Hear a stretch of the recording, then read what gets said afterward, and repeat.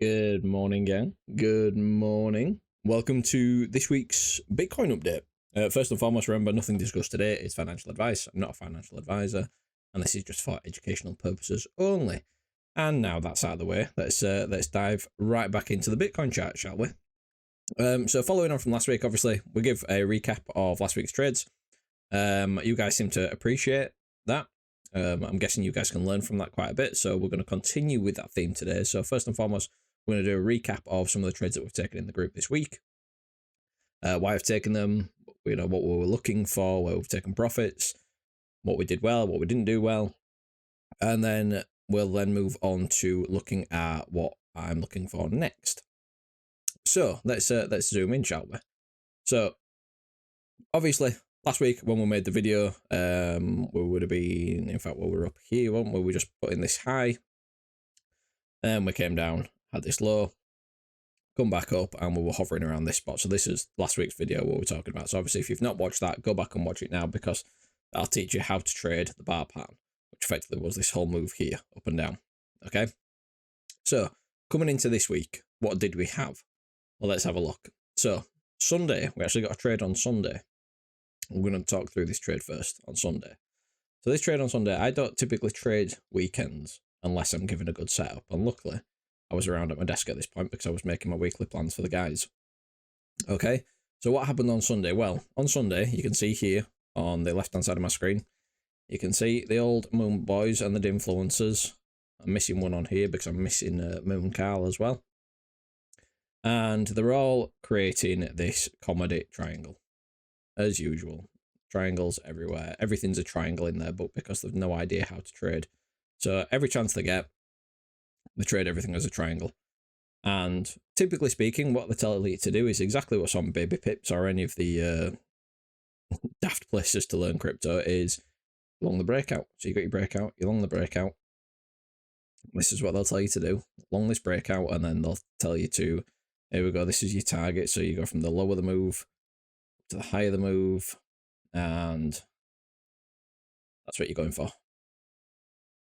So upon breakout, they're looking for that kind of trade, and the stop loss probably below the swing low. So they're looking for a just shy of 7-hour trade. But once again, like we've said on this channel time and time again, in fact, I made a dedicated video to why I don't trade breakouts, is because most of the time they fail.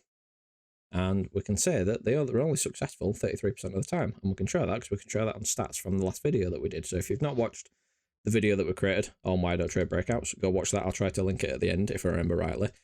So what was happening at this? So obviously we were seeing this comedy triangle. We're seeing all the Moon Boys screaming breakout, right? And we're seeing this decent move up, okay? Decent move up. But where did it get to? It just came back into the range highs again, the current range highs, okay? We ended up having a swing failure pattern of this internal high. But you can see this line here. And for me, that was a short trigger. And why was it a short trigger? Because what I could see is I could see on order flow coming in here. Let's find the right high. This high here. So obviously this is your comedy triangle that everyone's drawing. All the Moon Boys. And we're coming into this comedy triangle. You can see here all these Sunday evening, CME had not even opened yet, new week had not even started. All these people FOMOing in, seeing a fast moving candle, FOMOing in, positive open interest, CVD positive too, new longs coming in, into the high, volume not that great. Yeah, high for a weekend, can't deny that, high for a weekend, but just coming in to resistance, And then they come into resistance and they don't get follow through. Low time frame, it comes back, it retests this high, and then you've got your short trigger, okay? In the end, this came down. And what I was looking for, very simple trade for this, from the low of the move to the high of the move, throw it onto a fib retracement, came in to your high time frame golden pocket. So, while Moon Boys and everyone was FOMOing in, trying to look for that 6 or 7 hour trade, again, breakout trading, not a great idea. I reverse straight on that, and we lock in a 9 hour trade. Okay, now, again, admittedly, I'm not going to sit here and bullshit you.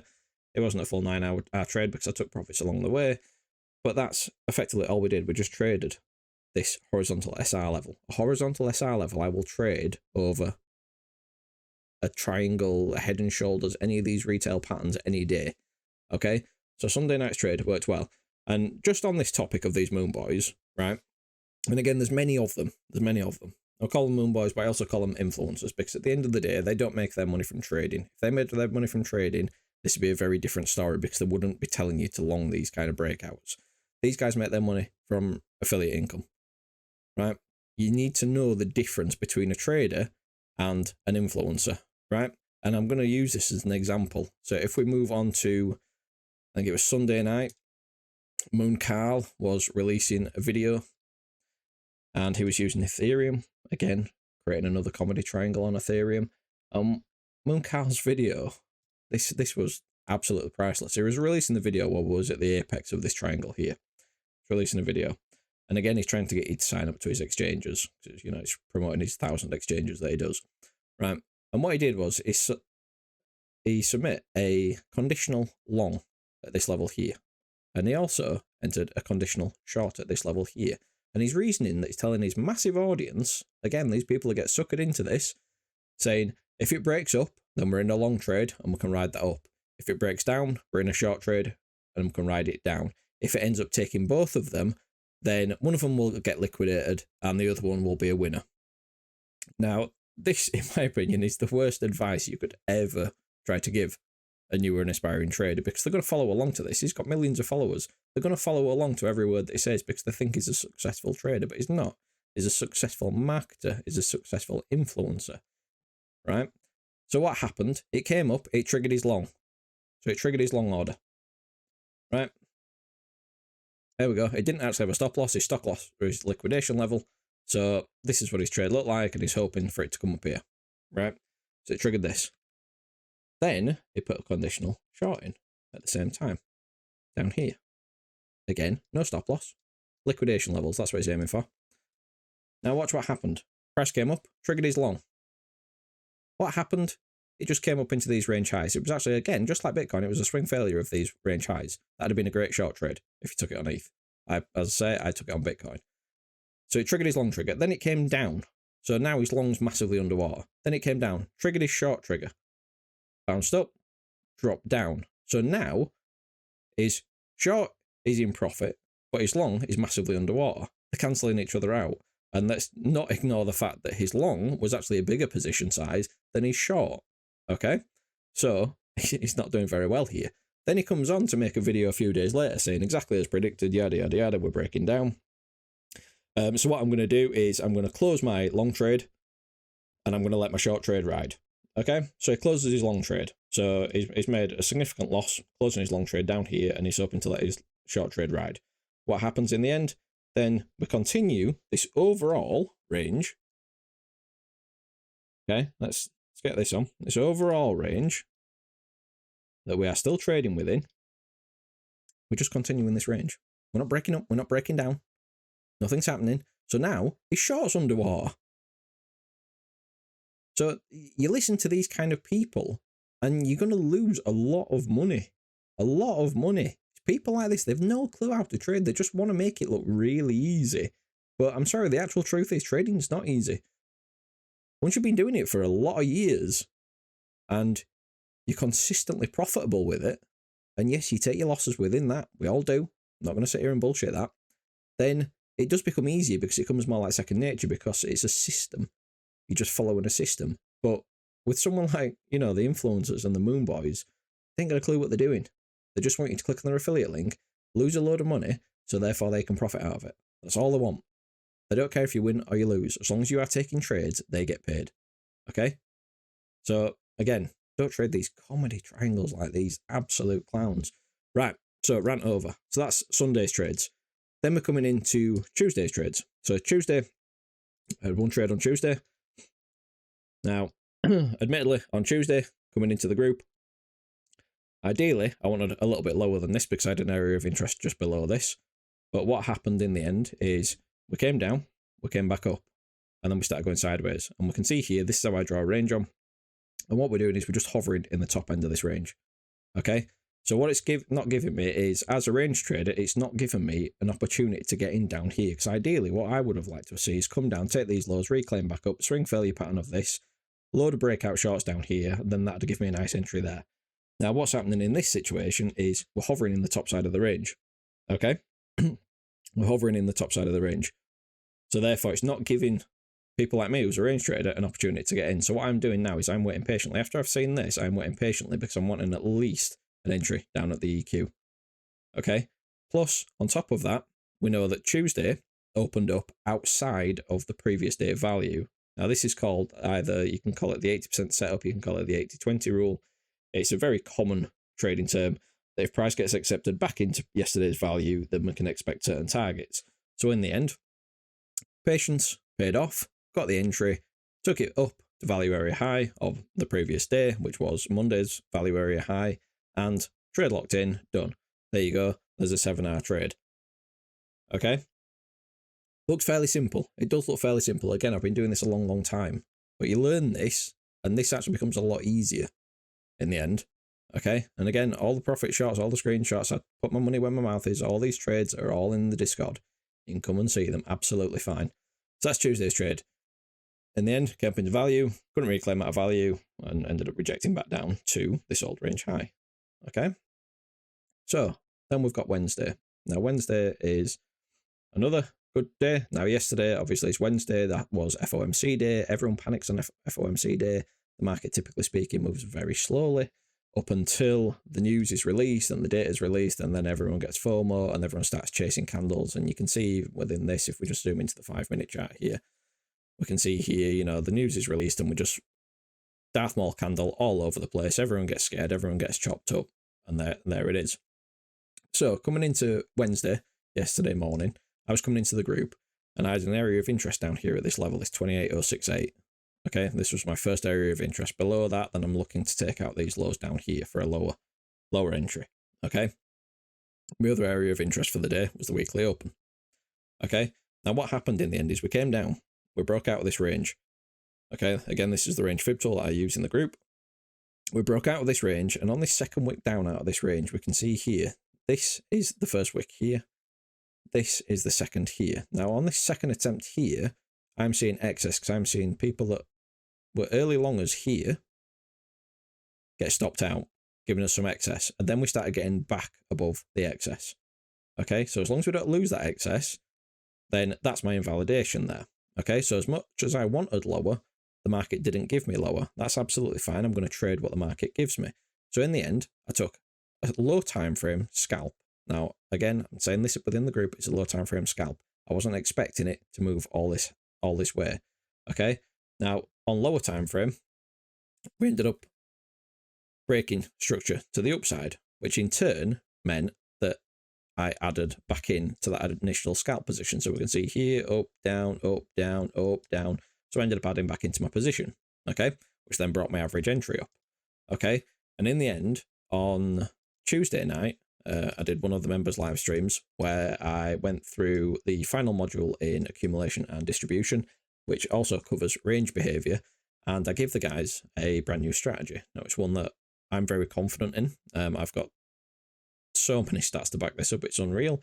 And it's about how we trade a range, okay, using my range fib tool, okay. So for me, the target you can see is swiped out here. In the end, we came up to the target. Now, this happened before the news got released, okay. So for me, this is a bit of a early warning signal that the actual move happened before the data got released, okay. So at point that, I take profits here. I do not enter this short, by the way. I wait for the news to come out. The news comes out, we run back down into the range lows, then we come back up into the range highs. We take out this high, give us liquidity up here.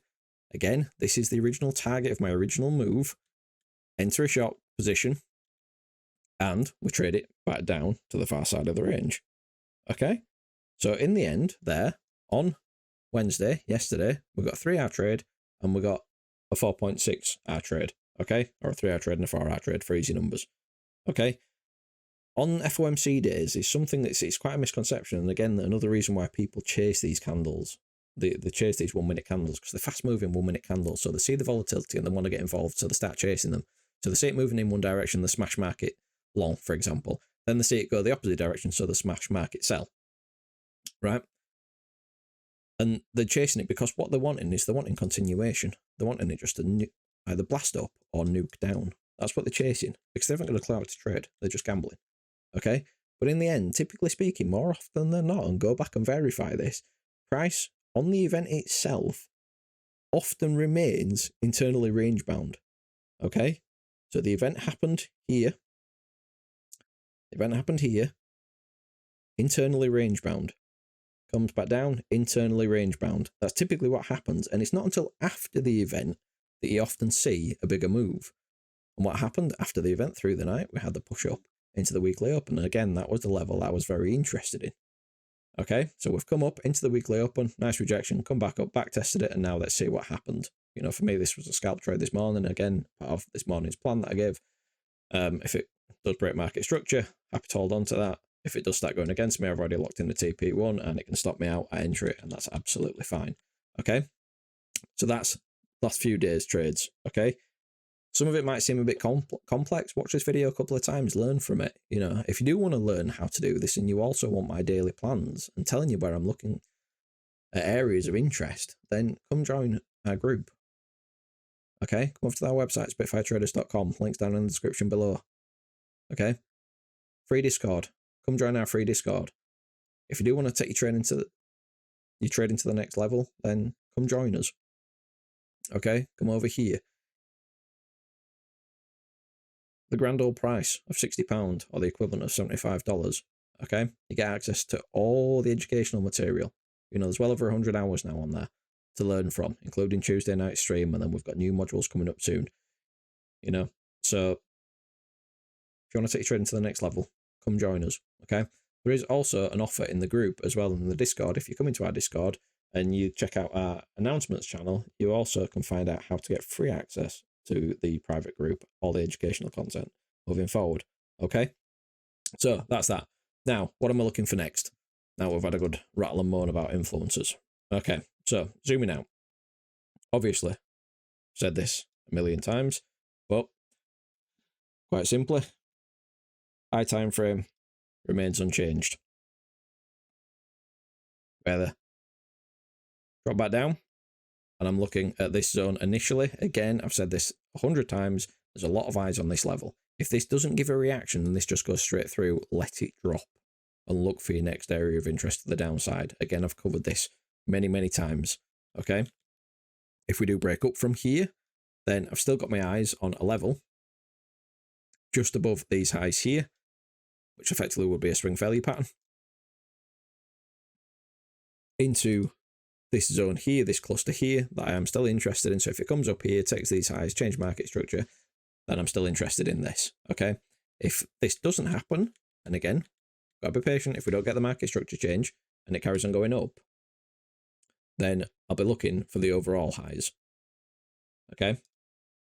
Overall highs back up to this zone here. Okay. If it takes out that, then we zoom out again. And I'll be looking effectively to take this liquidity here. If it comes up, takes that liquidity up here.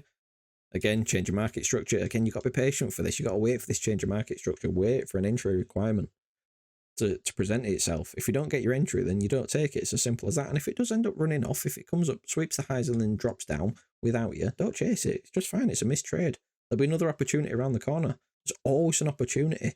You know, we're trading in crypto. There's hundreds of coins that will give you an opportunity every single day. Okay? So that's if it goes to the upside. If it does clear this and carries on running, then the next zone that I'd be interested will be this zone here. So this will be roughly around 39k-ish. Okay? So that'll be my next sticky zone that I'm interested in. Okay? To the downside, as I say, looking back at this macro range high.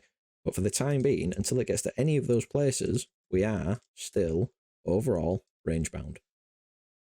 Okay? And we trade this range until it breaks. Eventually, we will take a trade within this range at one of the outer extremities, and we will get stopped out and we will lose that trade. Absolutely fine, because we've made enough money within this range to take a loss and it not to affect us capital. Okay? So that'll do for today. Again, if you want me to carry on making these videos where I run through past trades so you can learn from them, let us know down in the comments. If you're not subscribed, consider subscribing. And until next time, gang, as you were, bye-bye.